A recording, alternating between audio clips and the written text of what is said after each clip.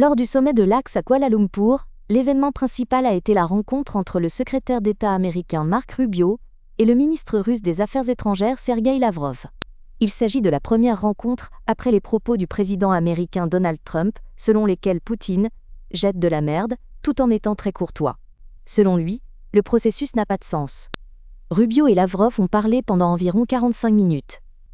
Après les négociations, le secrétaire d'État américain a répété la déclaration de Trump sur la déception face à Poutine. Marco Rubio a également annoncé de nouvelles livraisons de missiles anti-chars à l'Ukraine, soulignant le soutien des États-Unis dans le conflit. Nous présentons les réponses de Marco Rubio, intégralement et textuellement. Sa première question. Quel a été votre message au ministre russe des Affaires étrangères aujourd'hui ? Quelle est la stratégie de l'administration Trump actuellement pour mettre fin à la guerre en Ukraine ? A-t-on demandé à Rubio lors du sommet. Rubio a répondu que la stratégie consiste à poursuivre l'engagement avec tous les pays impliqués dans la recherche d'une solution au conflit. Nous interagirons à tout moment où une telle opportunité se présentera, a-t-il souligné, rappelant la rencontre d'aujourd'hui. Rubio a répété les paroles du président sur la déception due à l'absence de progrès dans les négociations de paix et la recherche d'une voie à suivre.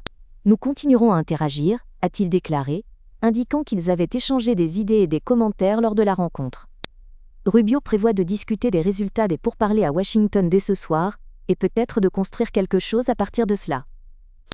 C'était une conversation franche, elle était importante. Nous avons parlé, a résumé Rubio après sa rencontre avec Lavrov. Nous avons abordé différentes questions sans rapport avec la guerre en Ukraine. Néanmoins, ce conflit est resté le principal sujet de discussion lors de la réunion. Le président a clairement exprimé sa déception et son chagrin face au manque de flexibilité du côté russe dans les tentatives de mettre fin au conflit. Nous espérons des changements et continuerons à participer si des opportunités de progrès dans la résolution du conflit se présentent. On m'a demandé si le ministre Lavrov était prêt à faire preuve de flexibilité. Je n'ai pas parlé en son nom, mais j'ai répété la position du président sur la nécessité de progrès. Nous sentons que nous avons investi beaucoup de temps et d'énergie, mais les progrès sont trop faibles, et il faut voir une feuille de route claire pour mettre fin au conflit. Nous avons échangé des idées sur ce à quoi pourrait ressembler la fin du conflit, et je transmettrai ces pensées au président ce soir. J'espère que cela fournira une base pour des actions et décisions futures dans les négociations. Parmi les idées, il y a eu la discussion d'une rencontre entre le président Trump et le président Poutine. Plusieurs appels téléphoniques ont déjà eu lieu entre les parties, cependant la guerre en Ukraine continue. Cela indique une certaine faiblesse dans la capacité du président à négocier la paix. Pourquoi le conflit ne cesse-t-il pas malgré les négociations ? La guerre a commencé avant l'élection du président actuel, et aucun progrès vers la paix n'a encore été réalisé. Il n'y a pas eu de rencontre entre les représentants ukrainiens et russes depuis longtemps. Bien que des échanges humanitaires aient eu lieu, l'objectif principal est de mettre fin à la guerre à tout prix. Cette guerre n'a pas commencé sous le président actuel, et il est possible qu'elle n'aurait pas eu lieu sous le précédent dirigeant. Le conflit continue aujourd'hui, et nous aspirons à la paix. Nous allons coopérer et faire tout notre possible pour progresser, comme le président l'a dit à plusieurs reprises. Si une opportunité d'influencer se présente, nous l'utiliserons. Le président a déjà passé de nombreux appels téléphoniques avec les dirigeants des deux pays et d'autres personnalités importantes, méritant des éloges pour ses efforts.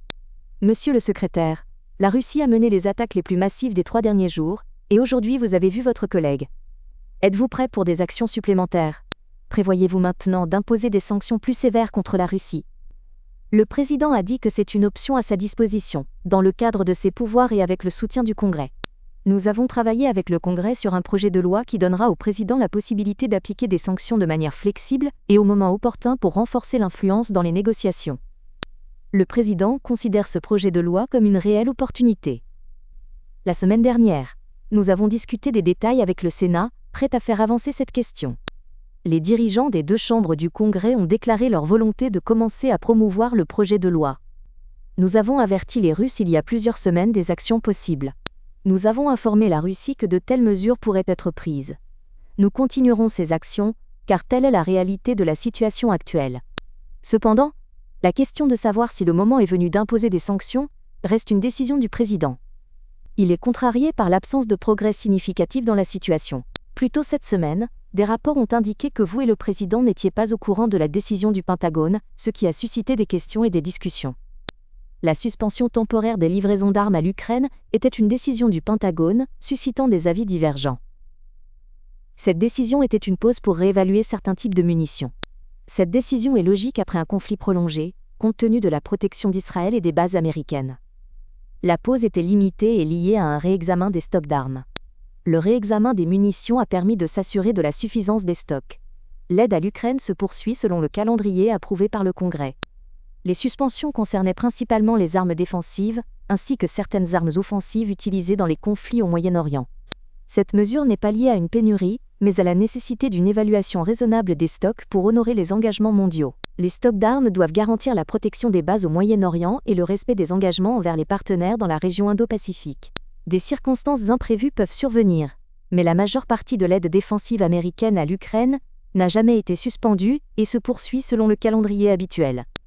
Il existe un problème plus large concernant les capacités de production de l'Occident, y compris les États-Unis et l'Europe.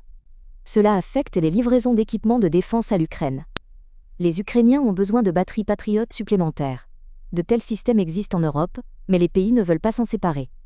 Si l'Ukraine est vraiment une priorité pour l'Europe, les pays doivent être prêts à partager les batteries Patriot inutilisées. Nous espérons convaincre certains partenaires de l'OTAN de fournir à l'Ukraine des batteries Patriot, malgré leur réticence à s'en séparer. La situation pourrait changer, ce qui serait très important pour soutenir l'Ukraine dans le conflit. Vous avez mentionné le souhait de voir une feuille de route pour la fin du conflit. Quelles idées ont été présentées, et comment la Russie a-t-elle réagi? Il est préférable de discuter de ces questions en privé comme d'habitude. Aujourd'hui, des échanges d'idées ont eu lieu, et différents points de vue ont été exprimés. Je transmettrai cette information au président pour examen. J'espère que cela aboutira à certains résultats. Je ne veux pas faire trop de promesses, car le conflit dure depuis plus de 3 ans. Comme déjà mentionné, il y a eu une augmentation significative des attaques récemment. C'est probablement la plus grande attaque de drones dans une ville proche de la frontière polonaise, infligeant un coup profond. Chaque fois que de telles nouvelles font la une et que des gens meurent, cela rappelle pourquoi le président veut mettre fin à cette guerre. Dès le début, le président a fixé comme objectif principal d'arrêter la mort des gens et les destructions qui se poursuivent quotidiennement. Une conférence sur la reconstruction et la restauration de l'Ukraine est prévue, elle pourrait commencer aujourd'hui. Chaque nouvelle attaque augmente le coût de la reconstruction du pays. De plus, le potentiel économique du pays est détruit, ce qui cause également de grands dommages. La perte de vies humaines préoccupe sérieusement le président. Il est important de noter que depuis janvier de cette année, la partie russe a perdu 100 000 soldats, tués, sans compter les blessés. Les pertes du côté ukrainien sont moindres, mais restent néanmoins très importantes. Le président n'aime pas la guerre et la considère comme un gaspillage d'argent et de vie. Il veut que les guerres se terminent et fera tout son possible pour mettre fin à cette guerre et à toute autre, comme il l'a déjà montré par le passé. Nous continuerons à travailler là-dessus, en comprenant que cela prendra du temps et de la patience. Mais nous sommes déçus par l'absence de progrès plus important. J'espère que dans les prochains jours, nous aurons plus de clarté sur la position et les priorités de la Russie, et que nous pourrons commencer à faire certains progrès. C'est difficile, comme vous l'avez vu, monsieur le secrétaire. Peut-être que c'est une approche nouvelle et différente, mais je ne l'appellerai pas une garantie de paix. C'est un concept que nous transmettrons au président aujourd'hui. En ce qui concerne le scandale avec l'application Signal, en êtes-vous informé? Je ne sais pas comment ils ont obtenu l'accès, par la messagerie vocale ou autrement, mais cela soulève des questions. Non, peu importe sous quelle forme vous l'utilisez. Je veux dire, que ce soit Signal ou autre chose, il existe des méthodes plus sûres que Signal. Vous pouvez créer un compte avec un email. C'était une des raisons pour lesquelles ils ont pu contacter des gens, puis utiliser des messages vocaux pour imiter votre voix. Dans le passé, on m'a demandé si j'avais envoyé des messages à quelqu'un. Par exemple, quelques jours après être devenu secrétaire d'État, des ministres étrangers appelaient le département d'État pour demander cela. Alors, les gars, c'est juste la réalité du 21e siècle avec l'intelligence artificielle et les fausses choses qui se passent autour. D'habitude, je communique avec mes collègues dans le monde entier par des canaux officiels pour une raison précise, pour éviter ce genre de situation. Avez-vous une idée si c'était un criminel ou autre chose? Non, je ne peux pas le sentir. Le coupable est quelqu'un avec un logiciel, et cela peut être n'importe qui dans le monde. Mon impression est que la cible n'est en fait pas moi. La cible est les gens qu'il contacte, essayant de les tromper par des appels ou autres. Et qui sait ce qu'ils manigancent? Vous entendrez parler de cela longtemps, car cela concerne non seulement moi, mais d'autres aussi. Il suffit d'un enregistrement vocal pour tout faire. C'est un des grands problèmes auxquels nous faisons face. L'intelligence artificielle a beaucoup d'avantages, mais ici elle ne sert pas. Vous avez dit que la pause dans les livraisons d'armes annoncées par le Pentagone avait du sens. Mais le département d'État a-t-il été consulté à ce sujet? Non, il n'y a pas eu de décision. C'était une suspension pour faire l'inventaire des stocks, surtout après les événements au Moyen-Orient. Le Pentagone réexamine constamment ses stocks, et l'arrêt temporaire des munitions faisait partie de ce processus. Les rapports disant que personne ne savait pour l'arrêt ne correspondent pas à la réalité. Aucune décision d'arrêt complet n'a été prise. Ainsi, les livraisons d'armes à l'Ukraine n'ont pas cessé, elles ont seulement été temporairement suspendues pour inventaire et vérification. Personne n'a jamais dit clairement « Nous n'envoyons pas d'armes en Ukraine ». Cette décision a été approuvée par le Congrès et continue sans changement. Lors de la vérification, un retard dans l'envoi d'armes est possible, mais pas un arrêt complet. Parfois, la suspension est décidée pour quelques jours pour vérifier un type d'armement spécifique. C'est exactement ce qui s'est passé. Un retard temporaire, qui n'avait pas été rapporté correctement au départ. Maintenant, il est clair que la revue a eu lieu et la situation est officiellement confirmée. Le président a clairement déclaré que les livraisons de ce qui est disponible continuent, et la position des États-Unis sur cette question n'a pas changé depuis le début du conflit. Il est important de se rappeler les mots du président, que l'Ukraine a besoin de systèmes comme les batteries Patriot. Ces systèmes sont disponibles, et plusieurs pays européens peuvent les fournir. Les États-Unis mènent activement des négociations avec les pays européens pour fournir à l'Ukraine les systèmes de défense nécessaires afin de soutenir le conflit. Le ministre russe des Affaires étrangères, Sergueï Lavrov, après les négociations, s'est limité à une déclaration écrite de son service de presse, sans donner de commentaires détaillés. Le 10 juillet, à Kuala Lumpur, en marge des événements ministériels de l'ASEAN, une rencontre a eu lieu entre Lavrov et le secrétaire d'État américain Rubio.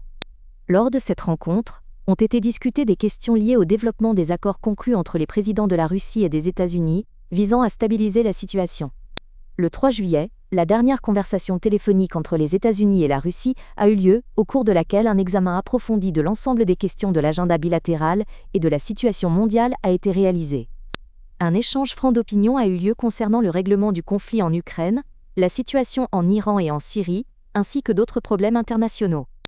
Une volonté mutuelle de rechercher des solutions pacifiques au conflit et de restaurer la coopération économique et humanitaire entre la Russie et les États-Unis a été confirmée.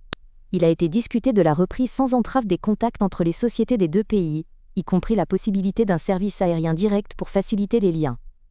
L'importance de la normalisation du fonctionnement des missions diplomatiques bilatérales a été soulignée comme un élément clé de la coopération future entre les pays.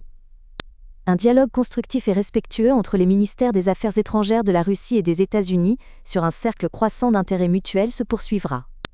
Moscou tente de convaincre les États-Unis et le monde entier de son attitude constructive, a déclaré le vice-ministre des Affaires étrangères Sergueï Rebkov lors d'une conférence de presse à Moscou. Selon Rebkov, il n'y a pas de ralentissement dans l'avancement des États-Unis sur l'agenda bilatéral, il n'existe qu'une pause technique dans les négociations. Il est prévu de fixer les dates du troisième cycle de consultation, où seront examinées les questions bilatérales qualifiées de facteurs d'irritation. Le Kremlin espère la reprise des négociations entre l'Ukraine et la Russie, bien qu'il insiste sur le respect des ultimatums rejetés par l'Ukraine. Actuellement, je pense qu'il ne faut pas commencer le troisième cycle de négociations directes entre la Russie et l'Ukraine. Il faut attendre des signaux de Kiev, concernant la volonté ou non d'engager le dialogue. Nous avons dit à plusieurs reprises que nous préférons atteindre nos objectifs par des moyens pacifiques politico-diplomatiques. Mais tant que cela ne se produit pas, l'opération militaire spéciale continue et la situation évolue quotidiennement. La rencontre entre Rubio et Lavrov a eu lieu seulement quelques heures après une frappe massive de la Russie contre l'Ukraine. Cela souligne la complexité et la tension des événements actuels. Dans la nuit du 10 juillet, les troupes russes ont attaqué Kiev en utilisant des missiles balistiques et des drones. 18 missiles et environ une centaine de drones d'attaque ont été lancés.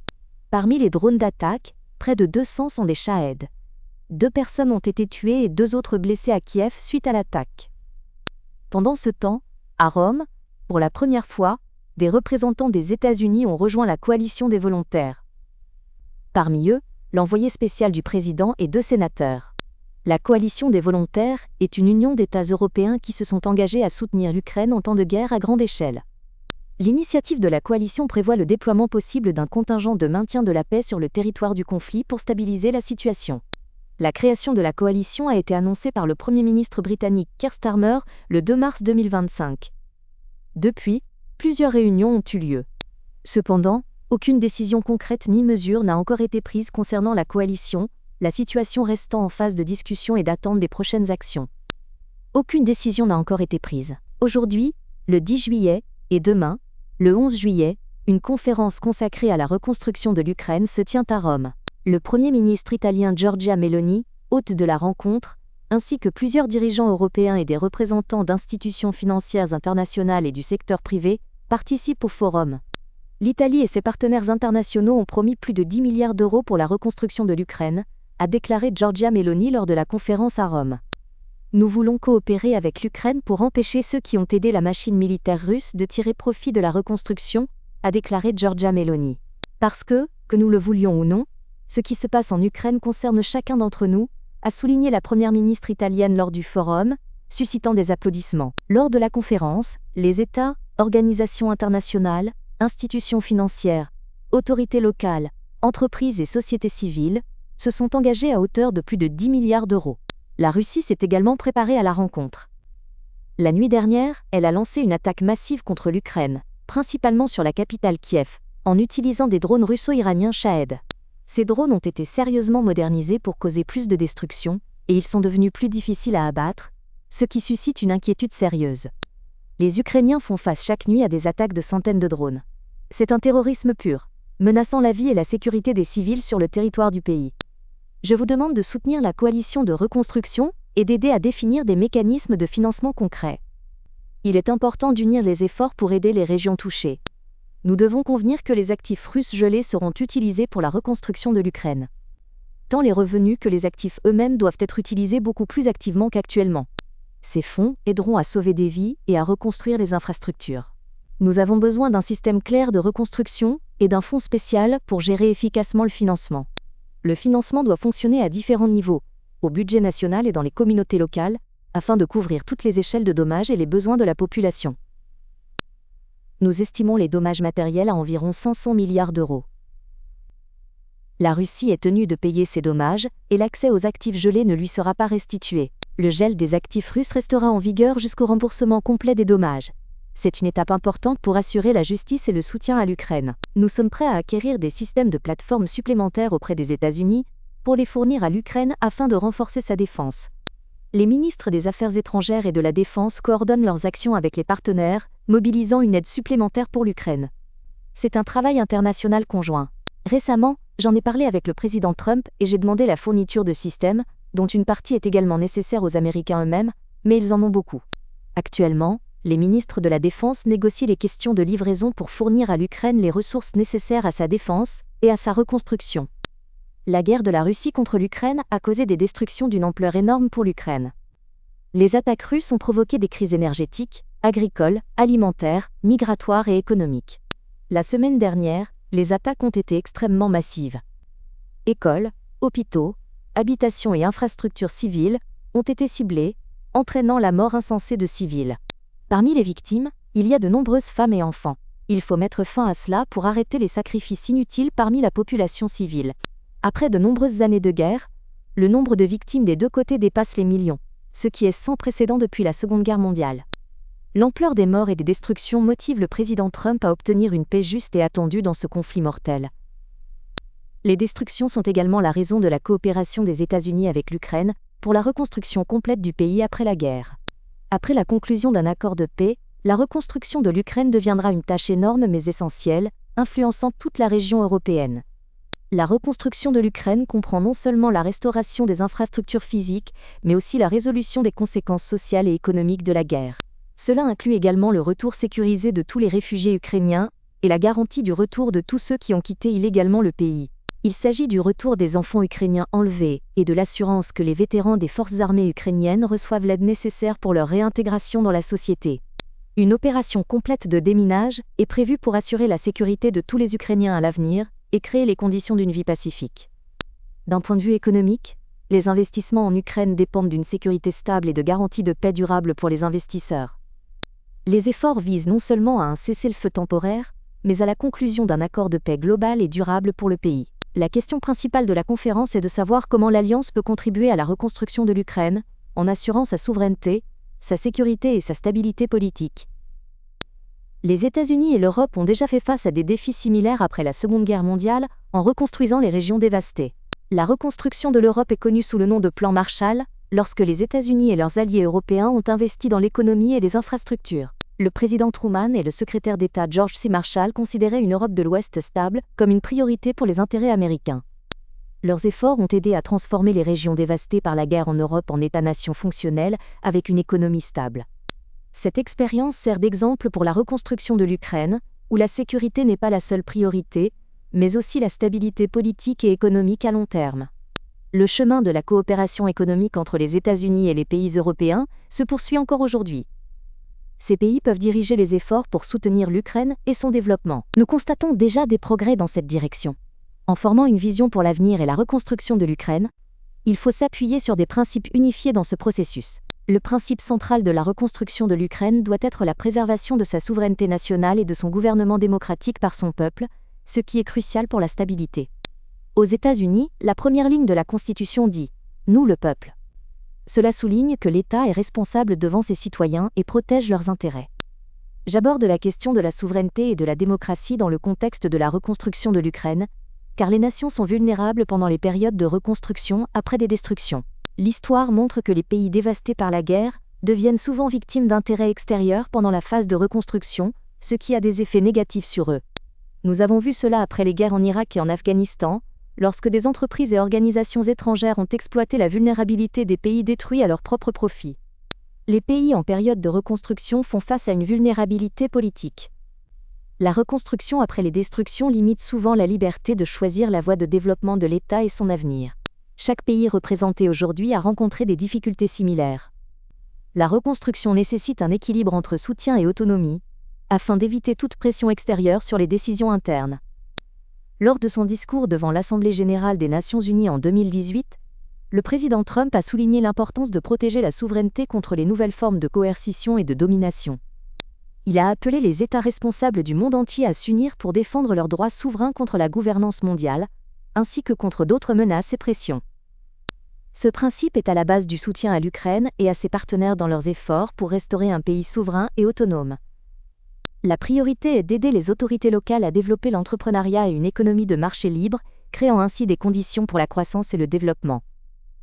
Il est également important de soutenir la prise de décision responsable par un gouvernement élu, ce qui renforce les valeurs démocratiques et les droits des citoyens.